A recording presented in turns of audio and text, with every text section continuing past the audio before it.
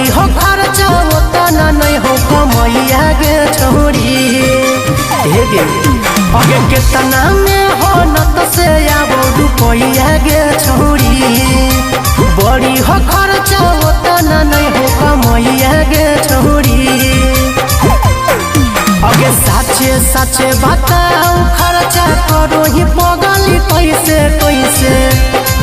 अगे साचे साचे बताओ खर्चा करो ही छौरी कैसे कैसे अगे दिलवा तोरो ही जैसे तैसे करो ही खाली पैसे पैसे अगे दिलवा तोरो ही जैसे तैसे करो ही खाली पैसे पैसे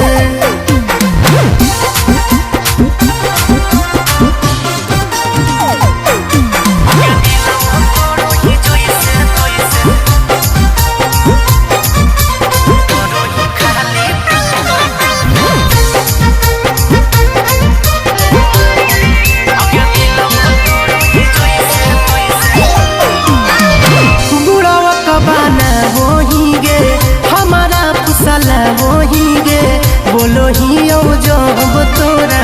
हमारे समझा वही गे बुढ़वा कबाना वही गे हमारा फसला वही गे बोलो ही जब तोरा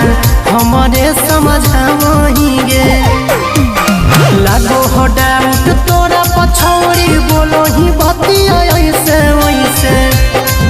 अगे लागो हो डाउट तोरा पछौरी बोलो ही बतिया ऐसे वैसे अगे दिलवा तोरो ही जैसे तैसे करो ही खाली पैसे पैसे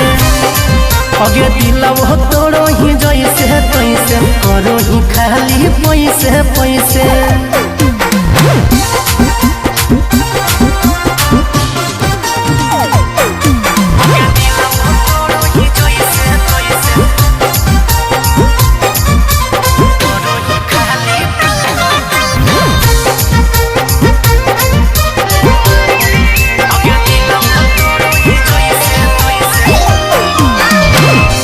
छौरी हम नहीं हियो घुट घुट के रोज हो जियो पैसा नहीं पेड़ पफरो तोड़ के जे तोरा दियो खुश छौरी हम नहीं हियो घुट घुट के रोज हो जियो पैसा नहीं पेड़ पफरो तोड़ के जे तोरा दियो सागर बेदर्दी कहो छौरी तोरा के बतिया ऐसे ऐसे अगे सागर बेदर्दी कहो पगली तोरा के बतिया ऐसे ऐसे अगे दिलवा तोरो ही जैसे तैसे करो ही खाली पैसे पैसे अगे दिलवा तोरो ही जैसे तैसे करो ही खाली पैसे पैसे